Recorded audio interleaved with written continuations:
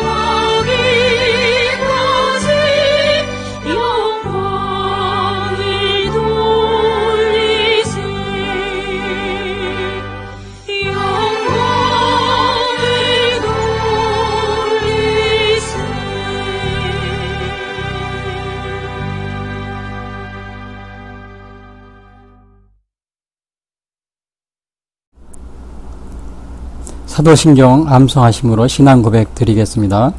전능하사 천지를 만드신 하나님 아버지를 내가 믿사오며 그 외아들 우리 주 예수 그리스도를 믿사오니 이는 성령으로 잉태하사 동정녀 마리아에게 나시고 본디오 빌라도에게 고난을 받으사 십자가에 못 박혀 죽으시고 장사한 지 사흘 만에 죽은 자 가운데서 다시 살아나시며 하늘에 오르사 전능하신 하나님 우편에 앉아 계시다가 저리로서 산 자와 죽은 자를 심판하러 오시리라. 성령을 믿사오며 거룩한 공회와 성도가 서로 교통하는 것과 죄를 사하여 주시는 것과 몸이 다시 사는 것과 영원히 사는 것을 믿사옵나이다. 아멘.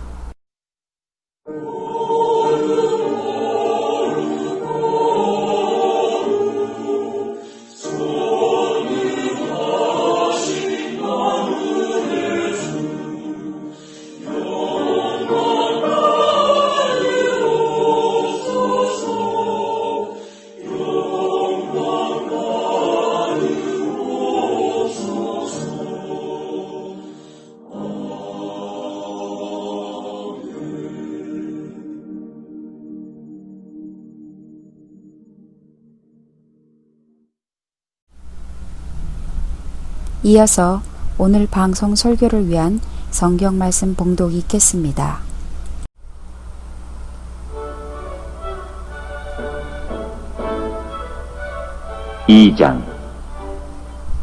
형제들아, 우리가 너희에게 구하는 것은 우리 주 예수 그리스도의 강림하심과 우리가 그 앞에 모임에 관하여 영으로나 또는 말로나 또는 우리에게서 받았다 하는 편지로나 주의 날이 이르렀다고 해서 쉽게 마음이 흔들리거나 두려워하거나 하지 말아야 한다는 것이라.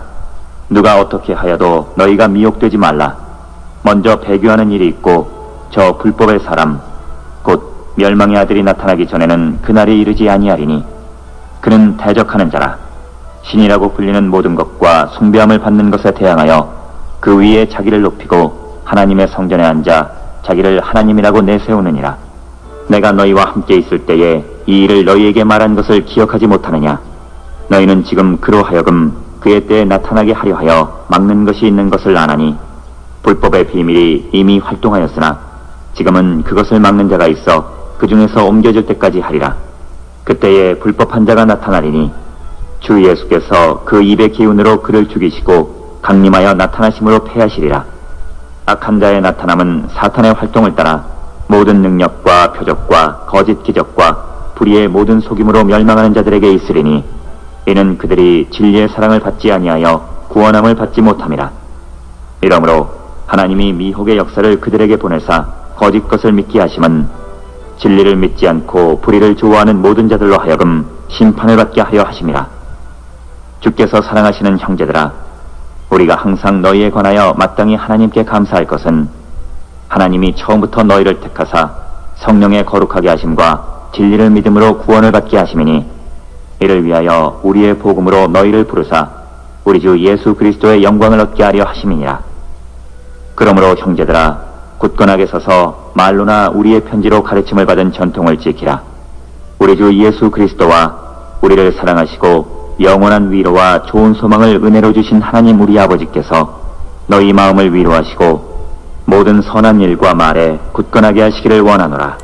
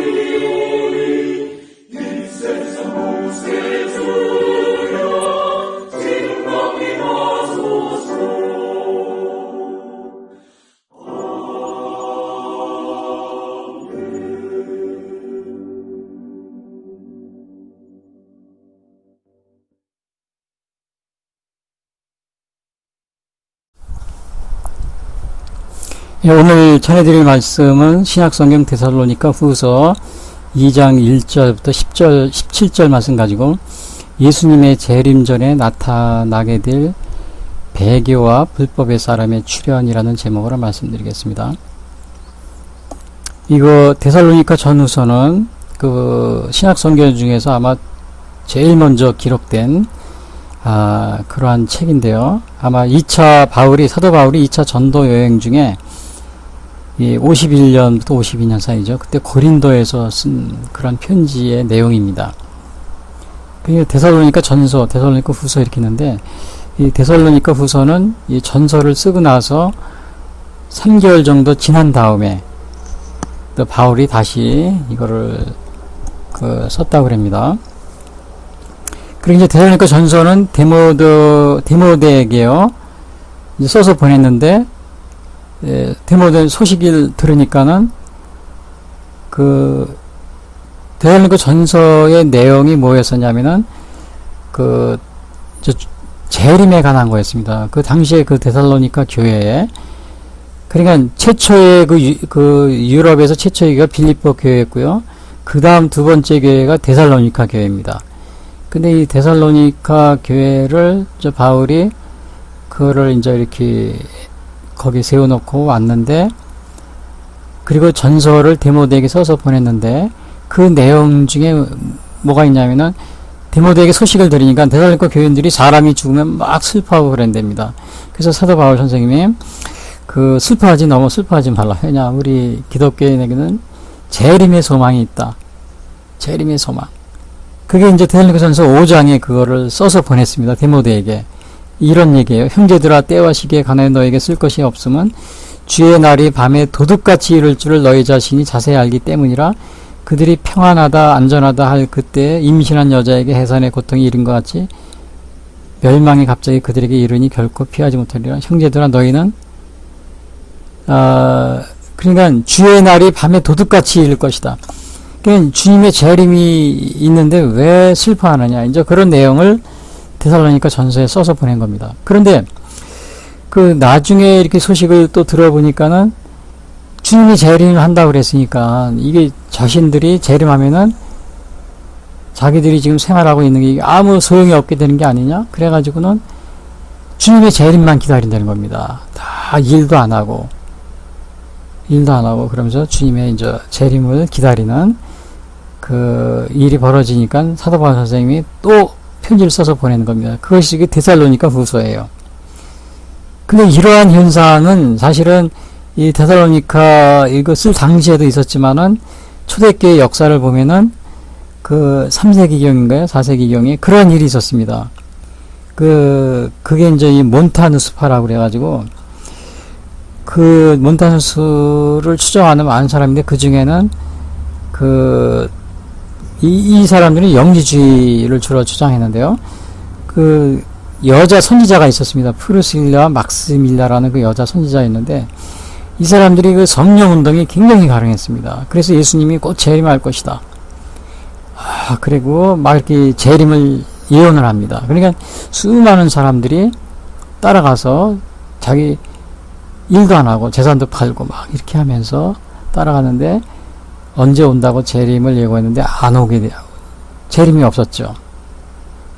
그리고 이 사람들이 또 주장하는 굉장히 이 사람들은 아주 영적으로 그 성령 운동이 굉장히 강했습니다. 초영성이라고 그러죠. 그래서 예수님이 재림도 예고하고 또 더군다나 이 사람들이 주장하는 것은 그리스도와 사도의 시대는 지나갔다. 새로운 시대가 열렸다. 막 이런 식으로 막 주장을 합니다. 그러니까 그 사람들이 성령 운동이 굉장히 강했기 때문에 영적으로 수많은 사람들이 따라갔습니다. 주님이 곧 재림할 것이다. 그러니까 일도 안 하고 자기 재산도 다 팔아가지고 따라가는 거죠. 그런 일이 물론 데살로니가 후서 이게 이제 50년경에 사도 바울 시대도 있었지만 그 후에 3세기 4세기 경에도 그러한 일이 있었습니다.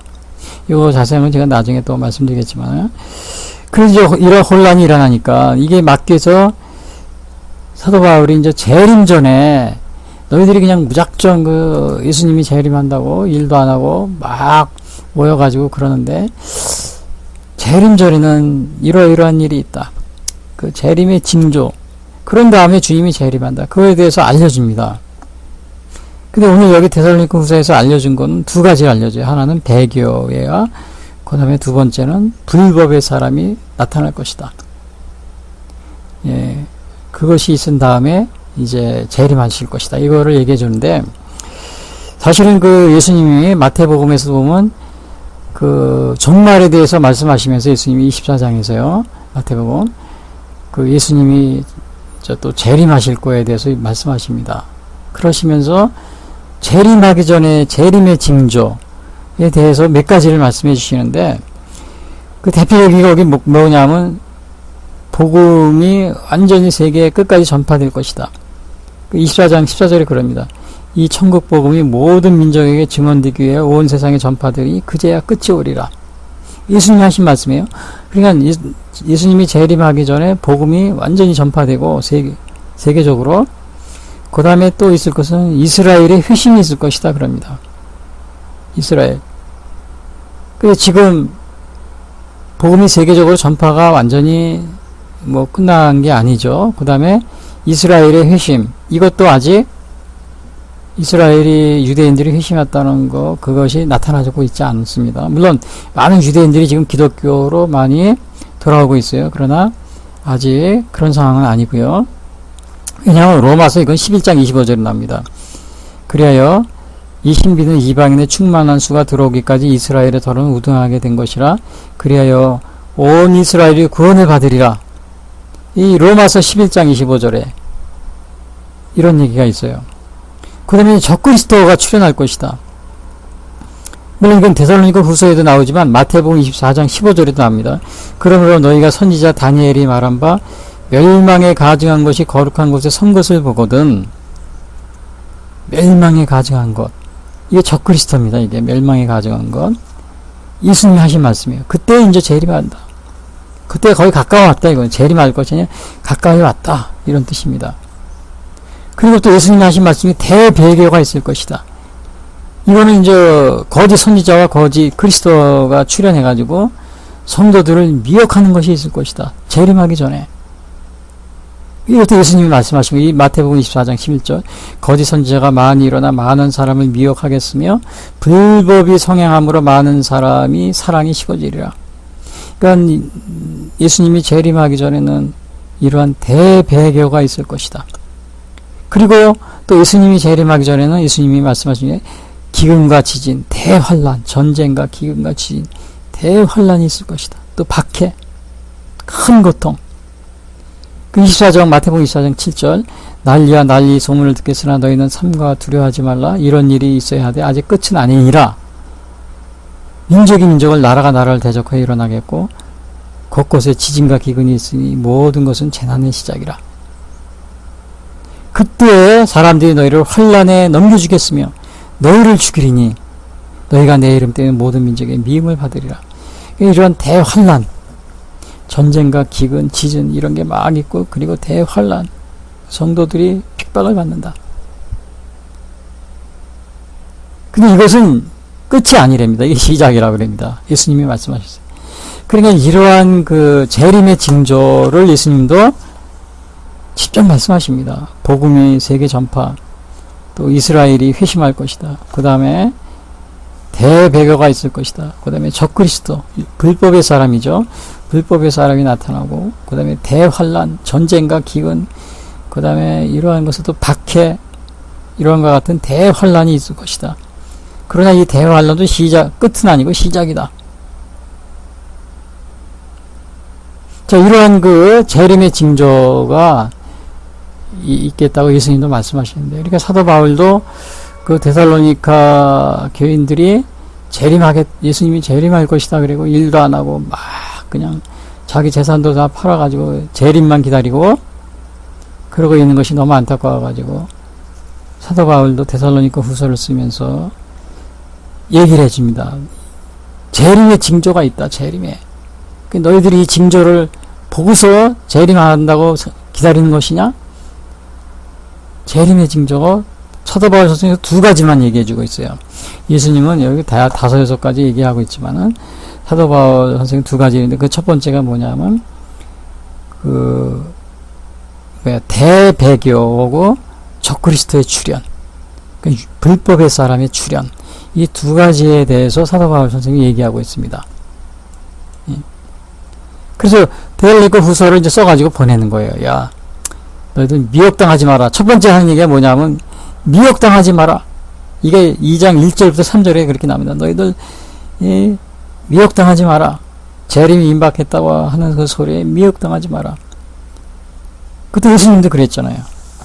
거짓 선지자들과 거짓 그리스도가 출현해서 많은 사람을 미혹한다고 그랬잖아요. 마태복음 24장 11절에서. 그래서 1절 2절에 보면은 형제들아 우리가 너에게 구하는 것은 우리 주 예수 그리스도의 강림하심과 우리가 그 앞에 모임에 관하여 영으로나 또는 말로나 또는 우리에게서 받았다는 편지로나 주의 날에 이르렀다고 해서 쉽게 마음이 흔들리거나 두려워하지 말아야 한다. 그러니까 누가 어떻게 하여도 너희가 미혹되지 마라. 그러니까 재림이 가까웠다고 막 그런 사람이 있는데 거기에 미혹되지 마라. 뭘로 미혹하느냐? 영으로나 말로나 편지로. 그 영으로 미혹한다. 이것은 뭐예요? 오늘날 보면은 많은 사람들이 성령 받았다 그래가지고 그냥 특히 이제 이 기도원이나 이런 데서 기도 많이 하고 이런 분들이 이렇게 얘기하는 경우가 많이 있어요. 과거에도 보면은 몇날 며칠에 재림할 것이다. 이렇게 얘기하는 사람이 있었어요. 그 대표적인 게 그 안식교 같은 경우는 두 번이나 1800년대 19세기에요. 안식교가 생기고 두 번이나 재림을 예언을 했어요. 그래서 막 그 당시에 사람들이 안식교를 믿던 사람들이 이 안식교는 미국에서 러셀인가요? 그 이제 만든 창시자 종교를 만들었죠. 그렇게 이제 옷을 입고 아주 옷을 다 차려입고 목욕하고 그 주님의 재림을 기다렸어요. 그 날에. 근데 안 왔어요. 이 원리가 없죠. 그날과 그때는 알 수가 없다고 그랬는데요. 그리고 또 두 번이나 그랬습니다. 두 번.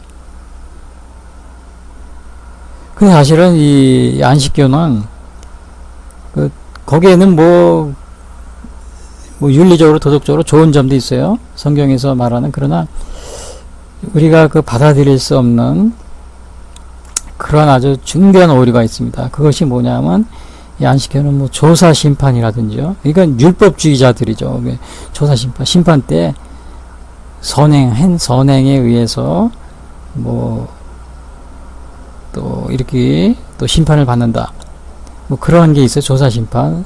그 칭의라는 것은 우리가 의롭게 된다는 것은 믿음으로 우리가 의롭게 되는 거잖아요. 근데 안식교는 율법주의적인 요소가 있습니다. 율법주의. 그럼 그 율법을 지키느냐 또는 선행을 행하느냐 안 하느냐 이런 것에 의해서 의로워지지 않는다. 이러한 것을 결정하는 그 조사 심판이라는 것을 주장하고 있어요. 그리고 영혼이 멸절된다.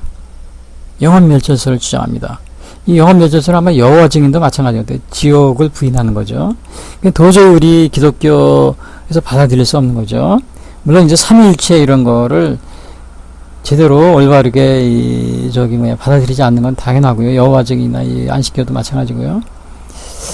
자, 그런데 가장 이 안식교에서 가장 실수한 게 뭐냐면 이 2번이나 예수님의 재임을 주장해가지고 실제로 기다리고 그걸 따르던 사람들이 뭐 목욕하고 옷을 입고 기다렸던. 근데 이게 예수님이 재림은 우리가 아무도 모른다고 그랬는데요. 어떻게 그걸 날짜를 정해가지고 몇 날 며칠 몇 시에 그걸 기다리게 하는. 그러니까 안식교 자체가 이미 이 올바르지 않은 그러한 우리가 그러한 기독교라고 그랬는데, 그래서 이단으로 이렇게 되어 있지만은 이게 올바르지 않다는 우리가 알 수가 있어요. 그리고 이제 또 이렇게 이런 거는 뭐예요? 영으로 미혹을 하는 거예요. 영으로.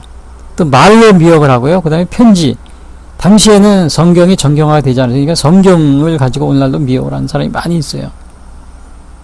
그 이단들도 다 성경을 가지고 다닙니다. 성경을 안 가지고 다니면 괜찮은데 가지고 다니면서 미혹을 해요. 그러니까 사람들이 다 속고 넘어가죠. 그 여기 사도 바울은 뭐라고 했어요? 잘못된 교훈에 대해서 미혹되지 말고 동심하거나 두려워하지 말라 그럽니다. 사도 바울은 야 너희들 이 재림에 대해서 자꾸 현혹되는데 거기에 대해서 뭐라고 그랬어요? 우리 주 예수 그리스도의 강림하신가 우리가 그 앞에 모임에 관하여 영으로나 또는 말로나 또는 우리에게 받았다는 편지로나 주의 날이 이르렀다고 해서 쉽게 마음이 흔들리거나 두려워하지 마라. 누가 어떻게 하여도 너희가 미혹되지 말라. 1절에 3절에서 바울이 야 너희들 미혹되지 마라. 그렇게 얘기를 하고 있어요. 그러면서 이러한 징조가 먼저 있다. 그 징조가 첫 번째가 뭐냐? 배교하는 일이 있다. 배교라는 게 뭐냐면 하나님을 버리고 주로 이제 이방 종교를 신봉하거나 우상을 섬기고 그런 걸 말하는 거죠. 배교하는 일이 있을 것이다. 그 다음에 불법의 사람이 출현하는 것이 있을 것이다. 이 오늘 여기 말씀하는 이 재림의 징조에 물론 예수님은 4-5가지를 얘기했어요. 그러나 사도 바울은 이 2가지만 얘기하고 있어요. 배교하는 일과 불법의 사람이다. 그러한 일이 있고 난 다음에 예수님이 재림하신다. 그 3절 4절을 그 얘기를 하고 있는 거예요. 배교하는 일이 있고 저 불법의 사람과 멸망의 아들이 나타나기 전에는 그날이 이르지 아니하리니 그 불법의 사람은 뭐냐? 이건 적그리스도라고 그러죠. 그는 대적하는 자라 신이라고 불리는 모든 것과 숭배함을 받는 것에 대항하여 그 위에 자기를 높이고 하나님의 성전에 앉아 자기를 하나님이라고 내세우느니라. 자, 이렇게 자신을 하나님이라고 세우는, 자기를 신이라고 하는 이러한 사람이 불법의 사람이죠. 나타나기 전에는, 배교하는 일과 불법의 사람이 나타나기 전에는 예수님이 재림하지 않는다. 재림하시지 않는다. 그러므로 너희들 이러한 징조를 너희가 봤느냐? 징조를 보지 않았다면은 너희가 예수님이 재림의 때가 아니니까 그렇게 일도 하지 않고 그렇게 모여가지고 예수님이 재림한다고 하늘만 쳐다보고 그러지 말아라. 그 얘기입니다. 이게 배교는 사실 이 하나님을 버리고 그 이방 종교를 신봉하고 우상을 섬기 그런 걸 말하는데요. 이것은 예수님도 그렇게 말씀하셨어요. 그때 마태복음 24장 10절에 보면 그때 많은 사람이 실족하게 되어 서로 잡아주고 서로 미워하겠으며, 이거 실족한다는 것은 이 배교와 마찬가지로 turn away from the faith, 그러니까 믿음에서 떠난다는 거죠. betray, 그리고 배신한다는 거고요. 서로 미워하게 되고요. 이거 배교하는 일은 사실은 데살로니가 전서 후서가 쓰여진 게 52년, 바울이 2차 전도여행 때 쓴 거기 때문에 아마 배교하는 일 당시에는 그렇게 막 그런 일이 심하게 일어나지 않았을 거예요. 물론 나중에 네로 왕제 그런 때 있었겠지만, 그러나 아주 이것이 굉장히 심하게 일어났을 때가 언제였었냐면, 로마의 데키우스 황제입니다. 기독교가 303년 공인되기 전에 249년부터 251년. 이때 황제들이 물론 많이 핍박을 했지만은, 이 3세기경에 데키우스 황제 때 249, 300, 250 굉장한 박해가 있었다 그럽니다. 그러니까 이거 박해가 끝난 다음에 이제 교회 내에서는 이 배교자를 어떻게 할 것이냐, 배교자 처리 문제로 굉장히 고심을 한답니다. 그러니까 어떤 사람들은 용서해주자, 또 어떤 사람들은 아니다, 용서해주면 안 된다. 이게 나뉘어진 겁니다. 여러분, 이게 제가 이해하기 쉽게 오늘날로 말하면 어제도 TV 뉴스 들으니까 친일파다, 아니다. 친일파들이 이승만, 우선 박정희 다 친일파다. 그 사람들이 정권을 잡고 있었다. 그러니까 이 사람들은 나쁜 놈이다. 이렇게 막 주장하는 사람이 있고, 또 어느 사람은 그 사람들이 물론 당시에 상황이 그랬지만, 이승만 대통령은 사실은 친일파도 아니죠. 독립운동을 평생 하셨던 분인데, 이제 백선엽이나 박정희 이런 분들은 일본 시대 때 일본 군인으로 있었다. 그러니까 친일파다. 근데 이제 오늘날 많은 사람들은 친일파였지만 그래도 국가에 많은 공헌을 하고 그래서 우리가 그걸 인정해주자, 이런 사람인가 하면, 또 반대로 이 친일파들은 묘까지도 파내야 된다. 파묘라고 그러죠. 파묘해야 된다. 현충원에 안전해서 안 된다. 막 이렇게 반대하는 사람이 있잖아요. 그와 마찬가지로 당시에 또 우리나라 이게 신사참배 후에 그런 일이 있었습니다. 신사참배하고 반대하는 사람, 찬성하는 사람이 있어가지고, 나중에 해방이 됐는데 이 신사참배를 했던 사람을 용서해주냐, 용서해주자는 사람이 있었고, 또 아니 용서해주면 안 된다. 이래가지고 나눠졌습니다. 절대로 용서해주면, 고신파가 아마 갈라져 나간 것 같아요. 장로교, 합동이나 이런 데로 갈라진 것 같아요. 장로교. 이렇게 해서요. 당시에도 그런 게 있었습니다. 그래서 주로 이제 이 몬타누스파, 북아프리카에 이런 사람, 거기에 운동이 있었는데, 이 사람들은 배교한 사람을 교회에 입회하는 것도 허용하자. 왜냐하면 몬타누스파 중에 터틀리안 같은 분들은 교회 밖에는 구원이 없다, 이런 말까지 했어요. 그 말을 한 배경에는 이 배교자들을 처리하기 위해서 그때 나온 말입니다. 이게 교회 안으로 들어와야 된다. 근데 교회 안에 받아들이는데 주로 이제 이 터틀리안, 몬타누스파에서는 용서해주고 허락을 해주자. 근데 용서를 해주는데 이걸 세 분류로 나눕니다.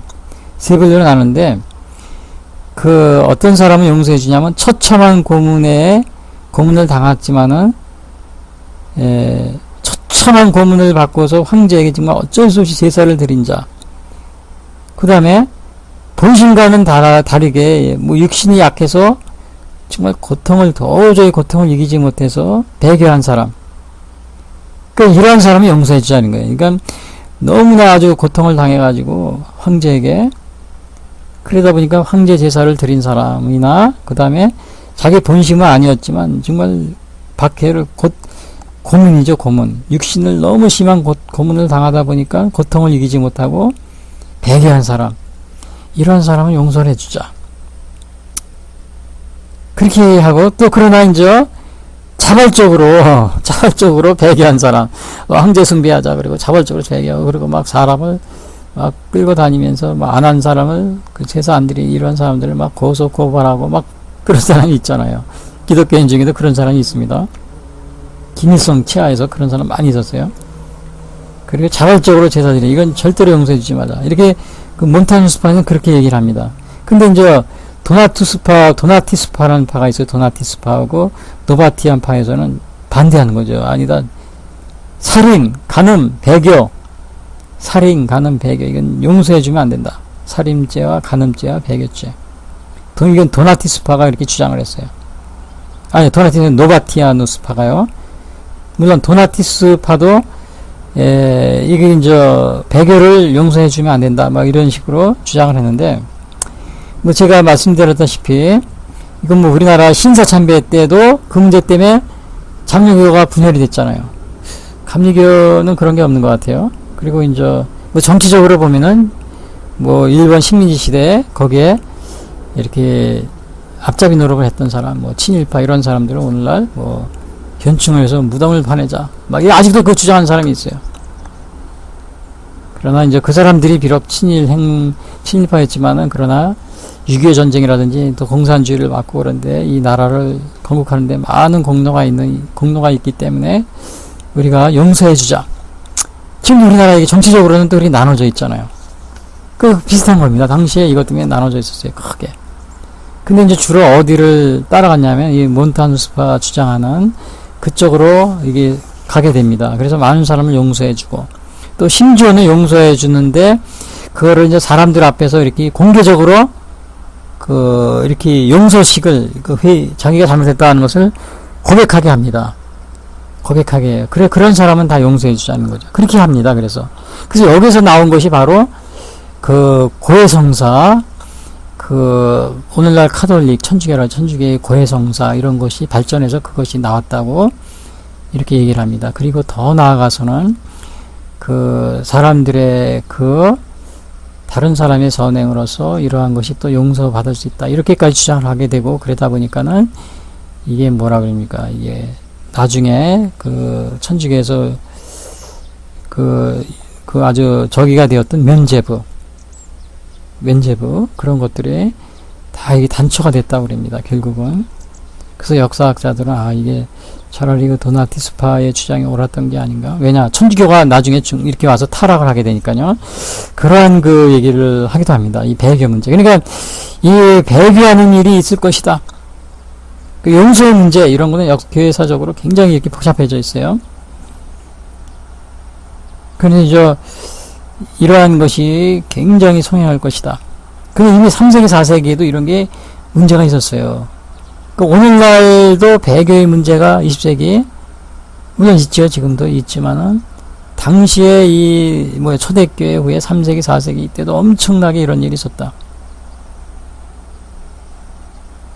임신했어요? 물론 이런 거에 대해서 그래서 나중에 우리 신학자들이 또 이것에 대해서 얘기를 해줍니다. 배교의 문제, 또 이 불법의 사람, 적그리스도의 문제 이런 거는 교회사를 통해서 계속 있어 왔기 때문에 정말 우리가 이 시간을 예수님의 재림의 징조의 시기를 정하는데 굉장히 어렵다. 이거를 유명한 신학자들이 다 고백을 합니다. 이 과거에 이 배교가 엄청난 일이 많이 있었기 때문에. 또 불법의 사람이 출현한다. 두 번째, 사도 바울이 언급한 것은 데살로니가 후서를 쓰면서 야 너희들 배교하는 일이 있을 거야. 그리고 불법의 사람, 적그리스도 출현이 있고 난 다음에 예수님이 재림해. 근데 이 적그리스도의 출현에 대해서 예수님도 말하고 있습니다.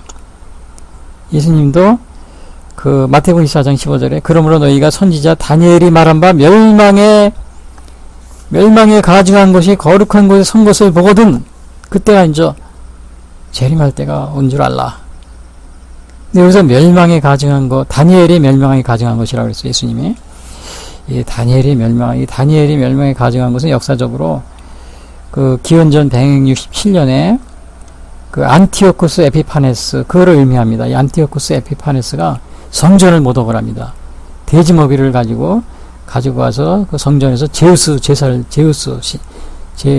제사를 드리고 막 율법 다 폐기하고 그냥 할례를 못 받게 하고 막 성전을 모독하는 일이 있었어요. 그래서 예수님도 여기서 그런 얘기를 하는 겁니다. 그러므로 너희가 선지자 다니엘이 말한 바 멸망에 가증한 것이 거룩한 곳에 선 것을 보거든. 그때가 예수님이 재림할 때가 가까이 온 줄 알라. 그래서 멸망에 가증한 자, 이거를 뭐냐면 이게 대적하는 자로 이렇게 말을 합니다. 대적하는 자. 그 다음에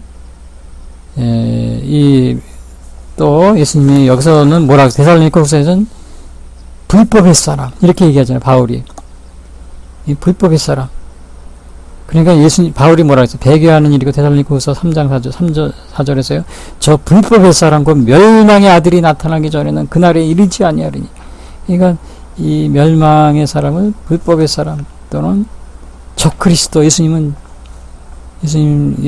멸망에 가증한 것 또는 적그리스도 이런 식으로 표현합니다. 요한일서에서 보면은 거짓말하는 자가 누구냐, 예수께서 그리스도이심을 2장 22절에 아버지 아들을 부인하는 그가 적그리스도시니, 적그리스도. 그 다음에 또 뭘로 표현하면 대적하는 자, 또 하나님의 성전에 앉아 자기를 보여 하나님이라 칭한다고 그랬어요. 이 멸망의 불법의 사람은. 그게 오늘 데살로니가후서 바울이 그랬잖아요. 여기서 그는 4절이에요. 데살로니가후서 2장 4절. 그는 대적하는 자라 신이라고 불리는 모든 것과 숭배함을 받는 것에 대항하여 그 위에 자기를 높이고 하나님의 성전에 앉아 자기를 하나님이라고 내세우느니라. 자기를 하나님이라고 그랬대요. 이러한 사람이 불법의 사람입니다. 적그리스도, 또 멸망에 가증한 사람, 이렇게 표현하는 거죠. 여러 가지로. 근데 하나님 성전에 앉아 자기를 하나님이라고 한다. 야, 이런 사람이 있어요. 성전에 앉아가지고 자기를 하나님. 그러니까 교회 위에 군림하면서 자신을 이제 하나님처럼 이렇게 나를 숭배하라, 이렇게 한다는 거죠. 그래서 여기서 그 하나님의 성전이라는 것은 이렇게 여러 가지로 해석을 합니다. 실제로 그 성전이 예루살렘 성전을 의미한다, 이렇게 의미하는 사람이 있어요. 그래가지고는 이 하나님의 성전이, 그러면 예수님이 재림하기 전에는 예루살렘 성전이 지금 없잖아요. 예루살렘에. 없으니까 제3성전이 세워질 것이다. 사실은 솔로몬 성전이 제1성전, 수르바벨 성전이 제2성전, 그 다음에 그것을 수축하고 한 것이 헤롯 성전이었죠. 이걸 헤롯 성전을 제3성전이라고도 하는데, 그냥 수르바벨 성전을 증축하고 수축한 거기 때문에 그냥 제2성전이라고 그냥 하고 있어요. 그래서 제3성전이 예루살렘에 세워질 것이다. 막 이렇게 그걸 연구하고 발표하고 막 예수님의 재림의 징조로서 이제 예루살렘의 제3성전이 막 이제 건축되려고 한다, 이걸 주장하는 사람들이 있고, 예수님이 재림의 시기가 이 제3성전이 지어지면은 바로 그 성전에 앉아서 자신을 하나님이라고 하는 사람이 나타날 것인데, 그런 사람이 나타나게 되면 예수님의 재림의 시기가 가까이 온 것이다. 그래가지고 그렇게 막 주장하고 막 발표하고 그런 사람이 많이 있어요. 그리고 심지어는 이제 트럼프 대통령이 예루살렘 성전 그걸 짓는 것을 도와줄 것이다, 이렇게 얘기하는 사람도 있고요. 그 다음에 지금 제3 성전에 터가지고 성전이 부서졌잖아요. 없어졌잖아요. 근데 거기에 지금 이슬람교 사원이 있습니다. 사원인데 그 사원을 부수고서 세워야 되면은 전쟁이 일어나니까요. 그러니까 그 사원이 있던 자리가 솔로몬 성전이 있던 자리가 아니고 그 옆이다. 그래서 이제는 이스라엘이 그걸 알고서는 그 옆에다 지금 성전을 지으려고 다 계획을 잡고 있다. 그래서 이 성전이 지어지면 예루살렘 성전이 지어지면 예수님이 재림할 것이다. 그리고 재림의 시기가 가까이 왔다. 이제 그리고서 하는 사람이 있어요. 많은 사람들이. 근데 이제 그럼 누가 하나님이라고 그럴 것이냐? 그것은 세계 종교가 통합이 되는데 그 통합으로 되는 그 대표자가 바로 예루살렘 성전, 새로 지어지는 제3성전. 거기에서 자신을 그렇게 선포할 것이다. 근데 예루살렘에서 세계 종교 통합 회의가 올 6월인가 있으려고 하는데 그게 코로나 때문에 연기됐다. 그걸 발표하면서 이런 증거가 있다. 이렇게 하면서 하는 분도 있어요. 주장하는 분들이 있는데, 굉장히 우리가 이것은 좀 조심해야 될 게, 왜냐하면은 이 성전의 개념이 성전을 그 원어로 보면은 히에론이라고, 원래 성전은 히에론으로 되어 있습니다. 근데 여기에 나온 성전, 그 원어 성경에 보면은 나오스를 쓰고 있는 나오스. 이것은 예루살렘 성전을 그 가리키는 것이 아닌 그 기독교 공동체를 가리키는 그러한 말입니다. 그래서 예수님 자신도 자기가 예루살렘 성전이 이제 없어질 것이다. 그러나 예수님 자신을 그 3일 만에 다시 세우리라 그랬잖아요. 그러니까 예수님이 부활하셔서 그 부활한 그 예수님의 그 교회 또 공동체, 그것을 상징한다고 볼 수 있어요. 그 3일 만에 다시 세운다고 그러셨잖아요, 예수님이. 그거를 의미하는 것을 우리가 볼 수 있습니다. 그래서 오늘날에는 이 기독교 공동체를 의미한다. 성전이 아니고. 그래서 뭐 예루살렘에 세워지는 제3성전, 그 다음에 뭐 세계 종교 통합, 거기에서 수장이 무슨 뭐 예루살렘 성전에 앉아가지고 자기를 하나님이라고 그럴 것이다. 그러니까 재림이 가까이 왔다. 재림이 가까이 온 것 같다. 이렇게 막 주장하는 것들이 굉장히 혼란스럽다는 거죠. 우리가 믿을 만한 것이 아니라는 것을 우리가 짐작을 할 수가 있습니다. 물론 그렇게 주장하는 사람들이 여러 가지로 과학적으로 막 증거를 대부분 했는데, 오늘 시대적 의미로 볼 때는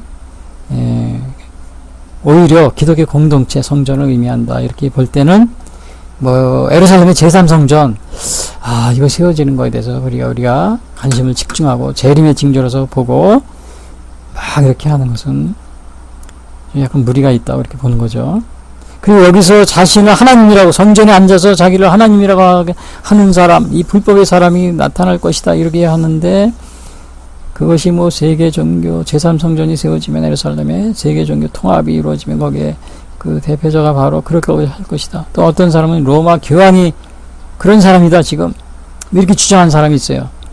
뭐 종교 개혁 후에는 로마 교황하고 대립하다 보니까 당시에 많은 사람들이 이제 그렇게 또 보고 그랬죠. 그러면 이제 우리가 오늘날 보면은 그런 역사적으로 볼 때 이 불법의 사람, 또 뭐 멸망에 가증한 사람, 또 적그리스도, 뭐 이렇게로 볼 수 있는 사람이 배교도 마찬가지예요. 배교도 당시에 그 뭐 3세기 때도 엄청난 배교가 있었잖아요. 그래서 도나티스파 논쟁까지 막 벌어지고요. 배교하는 사람을 받아들일 것이냐, 아니면 교회에서 말 것이냐 이렇게 막 논쟁하고요. 마찬가지로 그 불법의 그러한 그 배교하는 것도 과거에 뭐 그 외에도 엄청난 배교의 일이 많이 있었잖아요. 교회사에. 오늘날까지. 또 역사적으로도 이 불법의 사람 또 많이 나타나서 누구를 불법의 사람으로 확정하기는 어렵다. 이렇게 말하는 신학자들이 많이 있어요. 대표적인 분이 뭐 그루뎀이라는 조직 신학자가, 웨인 그루뎀이요. 이게 유명한 우리 신학자죠. 제 얘기가 아닙니다. 오해하지 마세요. 제 얘기가 아니고 그렇게 주장하는 분도 있는데, 그 주장에도 좀 일리가 있습니다. 그 마지막 나타날 이 적그리스도는 그 영어 원어로 보면 호안드로푸스 이렇게 얘기합니다. 호안드로푸스. 이것은 안드로푸스, 이게 사단의 역할을 하는 사람을 의미합니다. 사람. 그러한 불법의 사람, 적그리스도 역할은 불법의 사람이 굉장히 많이 나타나기 때문에 오늘날 어느 한 사람을 특정 지어서 얘기하기가 굉장히 어려운 이런 상황이 있다는 것도 사실입니다. 그 특징은 하여튼간 이 불법의 사람의 특징은, 이 적그리스도의 특징은 뭐냐면은 위장술이 뛰어나다는 겁니다. 위장술. 그래서 성도나 또 종교 지도자의 모습을 띠고요. 또는 심지어는 그리스도를 사칭한다는 거죠. 성도나 종교 지도자이기 때문에, 기독교 지도자이기 때문에 사람들이 분별하기 쉽지 않아요. 기독교인으로 위장하기 때문에, 또 기독교 지도자로 위장하기 때문에, 또 뭐 그리스도로 사칭하는 거, 이거는 뭐 금방 탄로가 나죠. 그러나 기독교인이나 종교 지도자로 위장하는 것은 그거 구별하기 쉽지가 않습니다. 구별하기 쉽지 않아요. 우리나라만 하더라도 뭐 독일에서는 히틀러 치하에서 히틀러를 추종하는 많은 목사님들과 또 종교 지도자들이 있었죠. 초기에는 몰랐죠. 그래 그 당시에 사람들이 이거 구별을 못해가지고 다 그걸 따라가고 나중에 이거 속았네 알았죠. 또 우리 8.15 해방에 북한의 김일성을 추종하는 많은 목사님들이 있었어요. 저 김일성이 하늘이 보낸 그 사람이다 막 그래요. 추정하는 사람들이 있었는데, 나중에 김일성이 무슨 일을 했어요? 북한에 남아있던 그냥 모든 기독교인들을 다 잡아 죽이고 한 명도 없이 그냥 완전히 멸절시켰죠. 그리고 자기를 속아서 추정하던 목사들도 다 죽이고, 그리고 장대현교회, 북한의 평양에 장대현교회가 있던 곳에는 그 교회를 헐어버리고 거기에 자기 동상을 세웠잖아요. 김일성, 김정일의 동상이 세워져 있잖아요. 그래서 숭배하고 그런 겁니다. 그러니까 당시에 이렇게 종교 지도자들이 김일성을 추종하니까 많은 사람들이 그걸 따라가고 속 넘어갔습니다. 6.25 전쟁에도 김일성이 대한민국의 서울을 점령하니까 이 서울에 있던 많은 목사와 또 종교 지도자들이 김일성 환영위원회를 조직을 했어요. 그러니까 많은 또 사람들이 쫓아간 겁니다. 쫓아가게 됐어요. 그리고 이 위장술이 뛰어나기 때문에 이 적그리스도는 자기를 그리스도로 사칭하는 거, 이거는 그리스도 사칭하는 경우는 오늘날 신천지 이 무슨 교주 있죠. 요즘에 코로나 때문에 또 많이 문제를 일으키고, 또 안모로 시작하는 거 있어요. 안상 홍 이런 게 있어요. 야, 이거는 완전히 하나님이라고 막 그러고, 그런데 하나님 무슨 막 그래요. 어머니 하나님, 아버지 하나님 막 그러게요. 부부가. 또 통일교도 이렇게 보면 재림주를 이렇게 여기고 있죠. 그 창시자를. 이런 거는 우리가 쉽게 분별이 돼요. 그러나 이제 기독교인이나 종교 지도자의 모습으로 싹 숨어가지고 이렇게 하는 경우에는 구별하기 쉽지가 않습니다. 그래서 사단이 호안드로푸스, 사단의 역할을 하는 이 사람, 이 적그리스도의 위장술이 그렇게 나타날 경우에는 구별하기가 쉽지 않아요. 많은 사람이 있어요. 오늘날 우리 대한민국에도 마찬가지예요. 많은 기독교인이나 이 종교 지도자가 있는데, 이런 사람들이 이 버리는 물론 이제 적그리스도 중에서 불법의 사람이 주도적으로 하는 사람이 있겠죠. 그러나 많은 여러 가지 그러한 역할을 하는 사람들, 기독교인으로서 하는 사람들도 종교 지도자로서 하는 이러한 위장술을 가지고 하는 사람들은 구별하기가 어렵기 때문에 많이 미혹되고 따라갑니다. 이게 대한민국에도 그런 게 많이 있어요. 퀴어 신학, 동성애 신학 이런 걸 해가지고 또 그걸 사람을 유혹하죠. 또 주체 신학, 김일성주의하고 우리나라 남북 통일해야 되는데 북한은 김일성을 섬기잖아요. 신으로. 그러니까 김일성교고 그다음 기독교고 어떻게 혼합을 해가지고 잘 남북 통일이 돼도 서로 왕래하고 같이 할 수 있는 거를 연구한다고, 주체 신학을 연구하는 신학자들과 또 목회자들이 있어요. 혼합 종교를 만들겠다는 거죠. 남북 통일하려면. 이런 종교 지도자들이, 그것도 다 지도자들, 교수, 박사, 무슨 목사님들이 지도자들이죠. 어느 단체의 장, 어느 신학 대학에 이런 소속한 사람들이. 그 교인들이 어떻게 속어 넘어가는 겁니다. 따라가 미혹되는 거예요. 오늘날, 그러니까 역사적으로 볼 때 이 불법의 사람이 너무나 많이 나타나고, 그래서 누구를 불법의 사람으로 확정짓기는 어려워요. 그렇지만은 이렇게 다양한 모습으로 오늘날도 다양하게 나타나고 있는 겁니다. 구별하기가 더 쉽지 않아요. 위장술이 아주 뛰어나기 때문에. 그러나 이제 결과적으로 사도 바울이 얘기한 것은 이렇게 배교하는 일과 또 불법의 사람, 이것이 나타나고 나서요. 예수님의 재림에 전에 그런 일이 있을 거죠. 그러니까 너희들이 이런 것도 없는데 왜 가서 이렇게 예수님이 재림한다고 일도 안 하고 그러느냐. 사도 바울이 그런 거예요. 그러나 실제적으로 오늘날 볼 때는 정말 이 배교와 불법의 사람이 그 역사적으로 볼 때 너무나 많았기 때문에 우리가 쉽게 판단할 수가 없다는 겁니다. 제 얘기가 아니고 그 유명한 그 신학자들이 그렇게 얘기하는, 대표적인 신학자가 웨잉그루뎀이죠. 그렇게 얘기하는 분이 있어요. 근데 우리가 그런 것들을 또 그런 가능성에 대해서 우리가 또 이것을 부인할 수도 없는 그런 상황이죠. 그러나 이제 이렇게 불법의 사람, 적그리스도가 있지만은 하나님이 결국은 그 적그리스도를 멸망시킨다는 겁니다. 불법의 사람을. 그래서 거기에 미혹되지 말라는 거예요. 대개 그 미혹되는 사람은, 저 불법의 사람이 굉장히 강하거든요. 그리스도의 영향력이 굉장히 강하니까 어쩔 수 없이, 그래도 이제 쫓아갈 수밖에 없네. 거기다 따라가야지. 그렇게 하는 경우가 많이 있어요. 그 일본 시대 때도 일본이 1945년 8월 15일 망했잖아요. 근데 그 망하기 전에 그 어떤 일이 있었냐면은 그 신사참배를 가결하고 그런 게 있어요. 그 망하기 바로 전에. 그 43년도. 감리교도 그랬어요. 뭐 장로교도 그렇고 감리교도. 왜냐하면은 저 불법의 사람이 저 그리스도가 보니까 너무 강해. 아무리 저항해도 저가 망할 것 같지가 않아. 계속 이어질 것 같아. 그러니까 포기하고서는 이제 신사참배 합시다. 감리교도 그랬어요. 정동교회 그 1943년도인가. 장로교도 그러고. 그러니까 이제 얼마 있다, 1년인가 2년 후에 일본이 망했죠. 그러니까 이게 여러분이, 이 적그리스도의 불법의 사람은 성경에도 보면 망한다고 돼 있어요. 멸망한다고. 그러니까 여러분들이 그러한 적그리스도 불법의 사람을 어떻게 해야 돼요? 끝까지 그거를 우리가 미혹되면 안 되는 거예요. 미혹되면 안 돼요.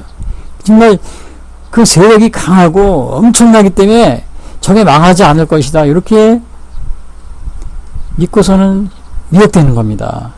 마치 1945년 일본이 8월 10일 망하는 걸 모르고 1943년 그때 그 망하기 전에 막 배교한 사람 또 신사참배한 사람이 굉장히 많았었거든요. 그거와 마찬가지예요. 그 계시록에도 이런 말입니다. 그 여기 5절 8절에도 그럽니다. 그 불법이 활동하였으나 지금은 그것을 막는 자가 있어 그 중에 옮겨질 때가 아니라 그러나 그때 불법한 자가 나타나니 주께서 그 입의 기운으로 그를 죽이시고 8절이요 강림하여 나타나심으로 패하시리라. 결국은 이 적그리스도 또 이 불법의 사람을 예수님이 멸망시킨다고 그랬잖아요. 그러니까 여러분들이 미혹당하지 말고 끝까지 신앙을 지키고 또 이렇게 해야 되는 이유가 거기에 있는 겁니다. 적그리스도의 세력, 이 불법의 사람의 세력이 아무리 강하다 할지라도 망하게 돼 있어요. 그래서 이러한 것들은 우리가 그래서 이제 불법의 사람은 반드시 멸망한다는 이 사실을 알게 되면 어떻게 돼요? 우리가 미혹을 당할 이유가 없는 거죠. 미혹을 당하면 안 되는 거죠. 되게 자포자기 할 경우에는 미혹을 당합니다. 오늘날도 이 불법의 사람이 있습니다. 오늘날도 있다면은 이 불법이 아직 대환란이 다가오지 않았다면은 우리는 잘 모르지만요. 그것이 잘 활동을 못하는 것은 하나님이 이거를 막고 있기 때문에 그렇습니다. 하나님이 그 사탄의 세력을 제어하십니다. 어느 정도 때가 될 때까지. 그것이 어디에 나오냐면은 6절에 그게 나와요. 너희는 지금 그로 하여금 그의 때에 나타나게 하려 하여 막는 것이 있는 것을 안 하니 막는 것이. 그러니까 불법의 비밀이 이미 활동하였으나 지금은 그것을 막는 자가 있어 그 중에서 옮겨질 때까지 하리라. 이게 막는 자가 있다 그래. 그러니까 하나님이 아직 때가 이르지 않았기 때문에 이 적그리스도의 활동을 지금 제어하고 있을 수도 있다는 겁니다. 만약에 불법의 사람이 나타난다면은 그러한 것은 성령이 또 강권적으로 제어하는 거예요. 악의 세력을. 그것은 우리가 그 사도행전에도 보면 그 바울이 어떤 일이 있었냐면 아시아로 선도를 하려고 그랬는데 성령이 막았잖아요. 사도행전 16장 6절. 성령이 아시아에서 말씀을 전하지 못하게 하시거나. 그래 다시 이제 또 바울이 루시아에서 비두니아로 갔는데 그때도 성령이 또 막습니다. 사도행전 16장 6절에 보면 비두니아로 가고자 애쓰되 예수의 영이 허락하지 아니하니라. 그러니까 오늘날 이 적그리스도의 영도 적그리스도의 활동도 예수님이 극렬하게 나타나지 않으면 막고 있다는 겁니다. 막고 있다는 거예요. 그 어느 때에는 그래서 하나님이 제어하는 것을 멈춘다고 그랬어요. 그 멈추게 되면 이제 대환란이 일어나는 거죠. 대환란. 마지막에 이 마지막 적그리스도의 활동이 마지막으로 남아 있다고 한다면요. 우리는 알 수 없지만요.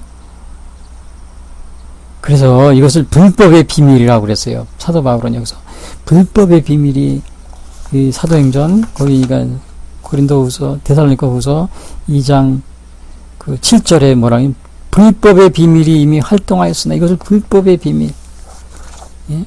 불법의 비밀이라 이런 말을 쓰고 있어요.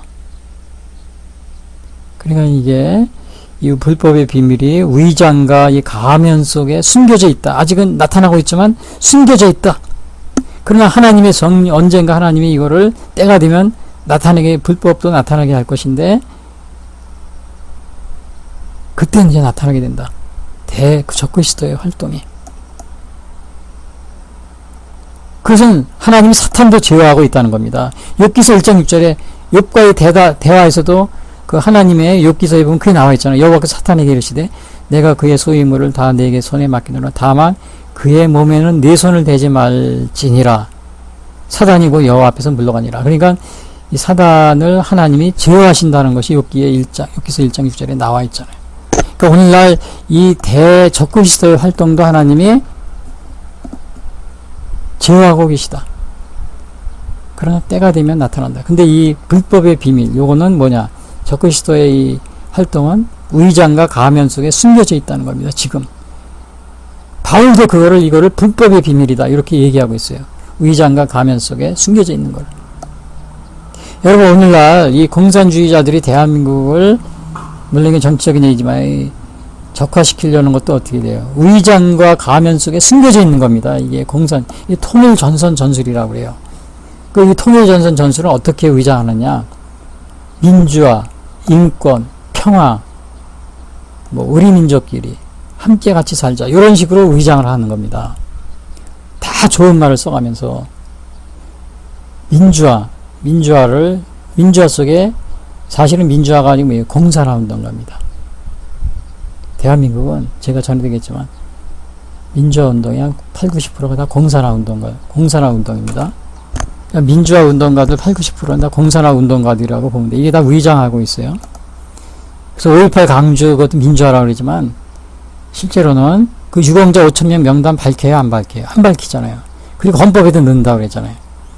민주화 정신을. 그거 다 밝히고 넣이죠. 하려면 다 평가를 받고. 근데 안 하잖아요. 이게 다 위장과 가면 속에 숨겨져 있는 겁니다. 이 전라도 분도 오해하지 마세요. 오해하지 마시기 바랍니다. 제가 그거를 민주화, 강주민주를 폄하하고 그런 의미가 아니고 그거를 다 공개적으로 밝히시고 또 이게 초기에 이 북한군 개입 이것은 북한의 김일성 자신이 5.18을 매년 기념을 했다고 그럽니다. 김정일하고 다 북한에서 그 학생 탈북한 사람들이 자기들 매년 5.18 학교 다닐 때 그냥 5.18만 되면 나오라고 그래가지고 너무 기념한다고 그래서 너무 아주 그냥 힘들었다고 그럽니다. TV나 방송에서는 이거를 계속 거짓말하고 있죠.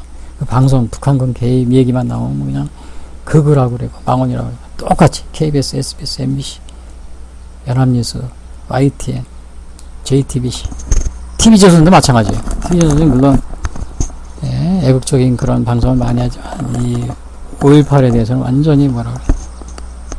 이 망언이다 극우다 이게 똑같게 결국 우리나라 이것은 이 민주화가 이 공산화 운동가였다는 사실을 위장과 가면서 숨어 있는 거예요. 인권도 마찬가지잖아요. 여러분 인권 변호사들 보면은 그냥 그렇게 하면서 북한의 인권 말하는 거 봤어요. 이번에 홍콩 대한민국의 민주화 운동분들이 정권을 잡고 있다고 하잖아요. 이분들이 홍콩의 민주화에 대해서 얘기한 적이 있어요? 없습니다. 오히려 시진핑을 옹호하고 있잖아요. 그 공산정 정권을. 그러니까 이게 대한민국의 민주화는 민주화가 아닙니다. 인권도 말이에요. 북한의 인권에 대해서 얘기한 걸 본 적이 있습니까? 없어요. 북한의 독재자의 편을 들자요.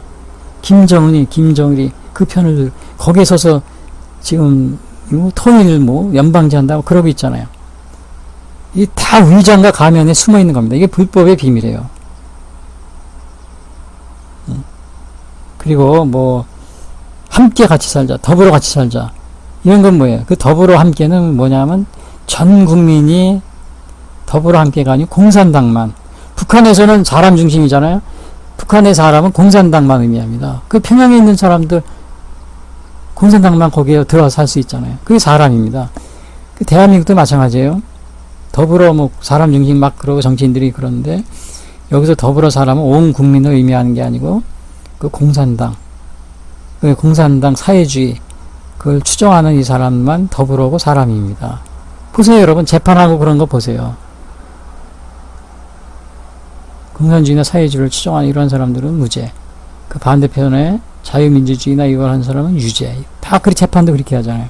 그게 원래 사람 중심 그 더불어가 바로 그걸 의미하는 겁니다. 그래서 물론 우리 대한민국에 지금 더불어민주당이 있고 뭐 사람 그런 게 있어서 이게 그 우리를 비판하는 게 아니냐, 우리 여당인 우리를 더불어민주당 비판하는 게 아니냐, 그게 아닙니다. 제가 얘기하는 거는 이 더불어라는 말은 이미 그 사회주의 공산주의를 추종하던 사람들이 오래전부터 써왔던 말이고 김일성이 이거를 또 사용하고 있는 용어입니다. 제가 하는 얘기는 이 사람 중심도 마찬가지고요. 더불어도 많기도 하죠. 함께도 마찬가지. 우리 민족끼리 다 북한이 쓰던 용어예요. 근데 이게 지금 대한민국에 이 더불어민주당이 쓰고 있는데 우리를 비난하는 게 아니냐? 이게 더불어민주당을 비난하고 안 하고 저는 그 여당하고 관련도 없고 또 제가 정치적으로 이렇게 말할 의도도 없습니다. 그냥 사실을 북한 공산주의자들이 쓰고 있는 거를 사실을 얘기하고 있는데 공교롭게도 지금 대한민국에 있는 더불어민주당이 같이 쓰고 있는 것 뿐입니다. 여러분들이 만약에 이런 위장승, 이게 제가 이 얘기를 왜냐하면 이 불법의 사람, 이 공산주의도 마찬가지로 적그리스도의 역할을 하고 있는 거죠. 그렇지 않아요? 왜냐? 적그리스도라는 게 왜? 하나님을 대적하는 걸 적그리스도라고 그래서 요한일서 그 2장에 보면 그런 말을 해요. 예수 그리스도를 주로 부인하는 자마다 적그리스도니라 그랬잖아요. 아버지 아들을 부인하는 그가 적그리스도시니래. 요한일서 2장 20이죠. 그래서 제가 이 공산주의를 적그리스도라고 그러니까 어느 분들은 그게 무슨 뭐 제가 아니고 어떤 분들은 그게 잘못이다 막 이렇게 하는데 이 적그리스도라는 것은 아버지 아들을 부인하면 적그리스도입니다. 공산주의자들이 바로 아버지 아들을 부인하고 김일성이 그 짓을 했잖아요. 중국에도 삼자교회가 있어요. 이거는 공산당하고 기독교가 합친 혼합종교입니다. 이건 기독교가 아니에요. 정부에서 운영하는 거예요. 공산주의를 신봉하는 혼합종교죠. 근데 일반 가정교회인데 이거는 우리 대한민국에 있는 기독교 같이 순수한 기독교인데 이거는 3,000개, 4,000개 교회를 시진핑이 2, 3년 전에 완전히 그냥 다 없애버렸죠. 그럼 이게 적그리스도가 아니고 뭡니까? 공산주의를 적그리스도 그런다고 그런 무식한 사람도 있다고 그러는데 이 무식한 게 아닙니다. 요한일서 2장 22절의 말씀이에요. 하나님과 아들을 부인하는 자가 적그리스도라고 그랬잖아요. 아버지 아들을 부인하는 그가 적그리스도시니 요한일서 2장 22절 성경에 나와 있는 말이죠. 그래서 오늘 우리가 이게 불법의 비밀, 불법의 사람, 의장과 가면 속에 숨어 있다. 나쁜 흉계와 바울이 그걸 조심하라. 이 사람들이 지금 하나님의 성령의 능력으로 막는 게 중단되어 있지만 불법한 자가 그러나 그것을 하나님이 이제 불법한 자가 중단되면은 막는 것을 중단하면 나타나게 되는데 그때는 이 불법의 사람이 뭐야? 이제 그 나타나니까 뭐야? 배도하는 일이 막 늘어나고 그다음에 왜냐하면 그 불법의 사람이 굉장히 강하니까요. 또 이 불법의 사람이 이제는 위장과 가면 속에 숨어 있지만은 공개적으로 활동한다는 거예요. 공개적으로 활동한다는 거예요. 불법한 자가 나타나리라 8절 그랬잖아요. 중단되면은 하나님의 그것을 막는 것이 중단되면 이 불법한 자가 나타나리라 그랬잖아요. 오늘날도 뭐 동성애 이런 거 하고 있다는 순교기다가 막 커밍아웃이라 그러죠. 뭐 그냥 나 동성애자인데 막 그래 큰 소리 칩니다. 그리고 이 뭐 법을 통과시켜라 막 그러고 또 요즘에는 전에는 내가 저기 주사파다 또 뭐 공산주의를 주장했다 또 내가 김일성교를 따라 뭐 그런 거를 했다 또 북한하고 뭐 내가 왕래하고 그랬다 이런 걸 숨기고 있었는데 요즘엔 뭐래요? 내가 주사파야 큰 소리 치잖아요. 국회에서도요. 공개적 이거는 뭐예요? 이제 막는 것이 중단되면 하나님이 막는 것이 중단되면은 불법의 사람이 막 성행한다고 그랬죠. 근데 그 불법의 사람이 성행하는데 그 불법의 사람이 엄청난 권세를 가지고 있기 때문에 어떻게 사람들이 미혹이 되는 겁니다. 따라가고 배교하고. 그러나 마지막에 예수님이 강림하여 입의 기운으로 그를 죽이시고 그랬어요. 9절에 입의 기운으로 그를 죽이시고. 그러므로 우리가 그 불법의 사람 적그리스도를 어떻게 두려워할 필요가 없고 미혹돼서는 안 된다는 거죠. 마지막을 분명히 그렇게 얘기하고 있어요. 그 계시록에도 나와 있어요. 또 내가 20장 2절 또 내가 보매 천사와 무저공의 열쇠와 큰 쇠사슬을 그의 손에 가지고 하늘로부터 내려와서 용을 잡으니 곧 옛뱀이여 마귀여 사탄이라 잡아서 1000년 동안 결박하여 무저공에 던져 넣어 잠그고 그 후에 임봉하여 1000년이 차도록 다시는 만국을 미혹하지 못하게 하였는데 그 후에는 반드시 잠깐 노이리라. 그러니까 악인의 운명은 멸망입니다. 그래서 우리가 악인이 이 불법의 사람이 정말 망하지 않고 그냥 세력이 있고 파워가 있고 막 그러니까 배교하는 겁니다. 그걸 따라가고 거기에 굽신굽신하고. 우리 여러분 그런 사람 없습니까? 그럼 여러분들은 이 악인은 마지막에 반드시 멸망하기 때문에 여러분들이 신앙을 거기에 미혹되지 말고 지키라는 겁니다. 바울이 그 얘기를 하는 거예요. 악인은 멸망하기 때문에 거기에 현혹되지 마라. 그러니까 일시적으로 이 악이 불법의 사람이 승리하는 것처럼 보이니까 여러분들이 배교하고 그러는데 그러지 마라. 여러분 속고 있지 않습니까? 여러분은 또 여러분이 이 악인이 불법의 사람이 강하니까 이걸 아직도 그거를 주장하고 있지 않아요? 또 거기에 이 의장과 가면 숨어있는 여기에 속고 있지 않습니까? 하도 바른 거지. 악은 모양이라도 버리라고 그랬잖아요. 여러분 그러한 것에 속고 있는 사람은 속지 마시고 미혹되지 마시기 바랍니다. 그리고 그래서 왜냐하면 하나님 미혹당한 사람은 심판하신다고 그랬어요. 9절에서 12절 사람은 12절에 보니까 진리를 믿지 않고 불의를 좋아하는 모든 자들로 하여금 심판을 받게 하심이라. 그 사람들이 악한 자에 나타나면 표적과 능력과 기적으로 막 속인다고 그랬어요. 불의의 모든 속임으로 그들에게 나타나니 그랬어요. 12절에 10절. 그리고 거기에 따라한 사람을 심판한다고 그랬어요. 이런 불법의 사람이 꼬실 때는 유혹할 때는 어디에요? 능력, 표적, 거짓 이런 것이 있습니다. 거짓 기적. 그리고 이 불법의 사람은 막강한 힘과 권력을 가지고 나타나는 겁니다. 그렇기 때문에 우리가 속고 넘어가는 거예요. 그러나 우리가 거기에 속고 넘어가지 말라. 바울이 그 얘기를 하고 있는 겁니다. 거기에 속고 넘어가지 말라.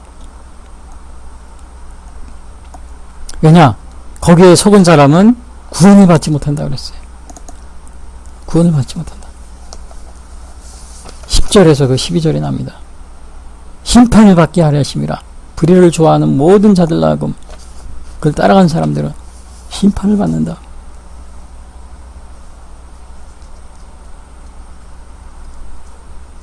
그래서 마지막으로 그 바울이 13절 17절에 뭐냐면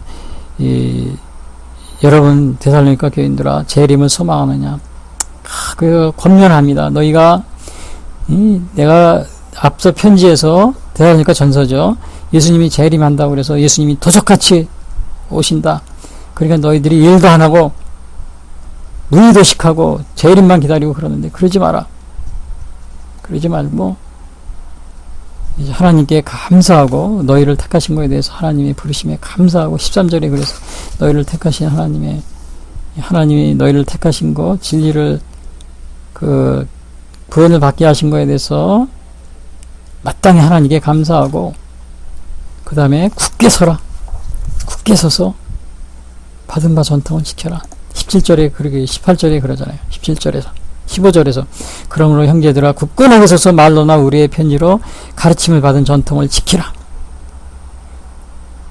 불법의 사람이 나라서 나타나 너희를 유혹하고 막 그래도 넘어가지 말아요. 불법의 사람은 반드시 멸망한다. 거짓에 속지 마라. 그리고 그리스도의 재림이 시작되었다는 이 거짓 교사들의 유혹에 넘어가지 마라. 거짓 교사들이 당시에 많이 있었어요. 여러분은 재림을 소망하는 믿음을 가지고 있습니까?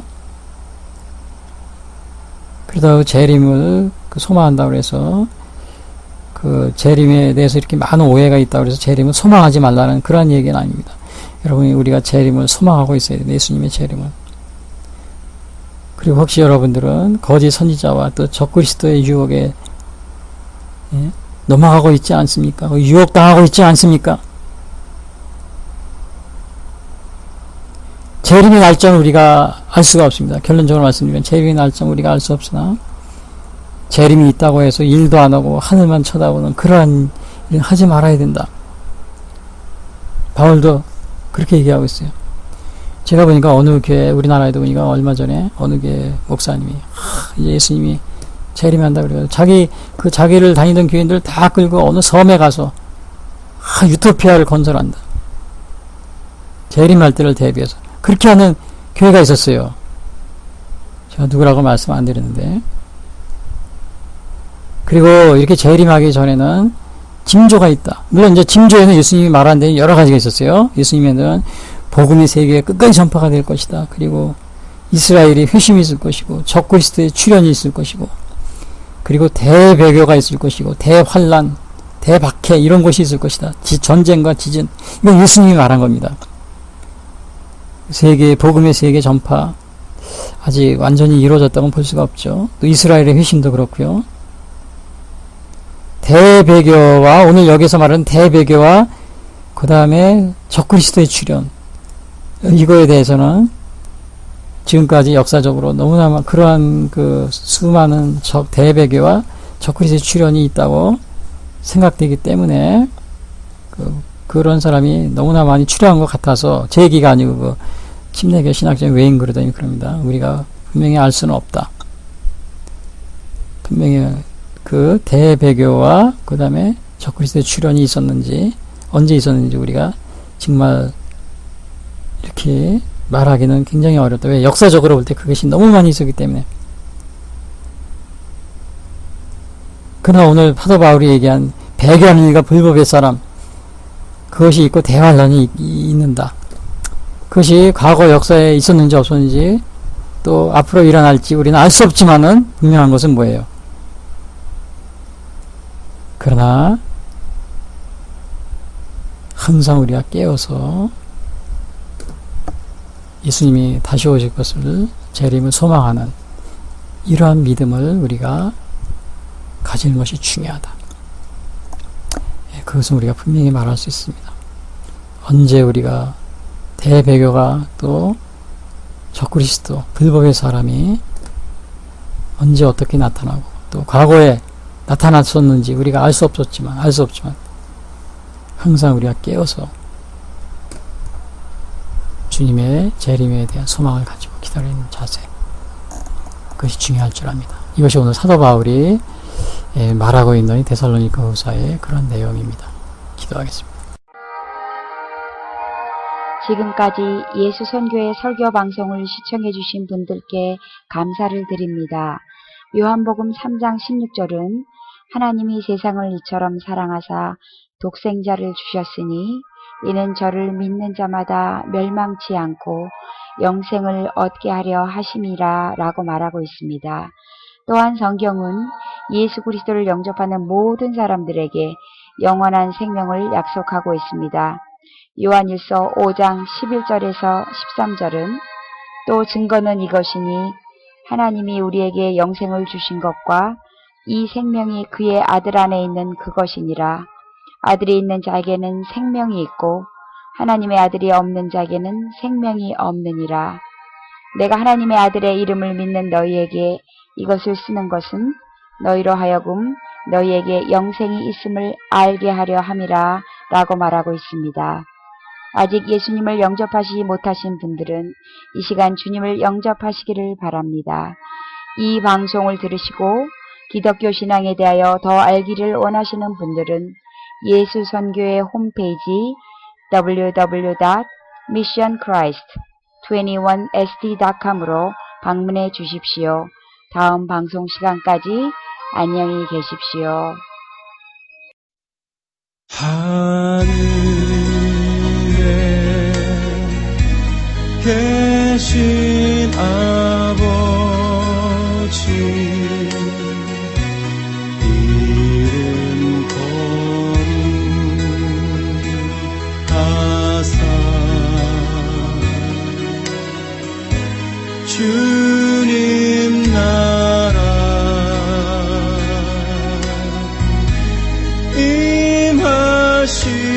임하시고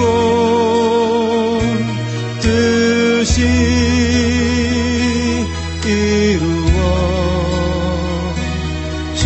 이루어지리라.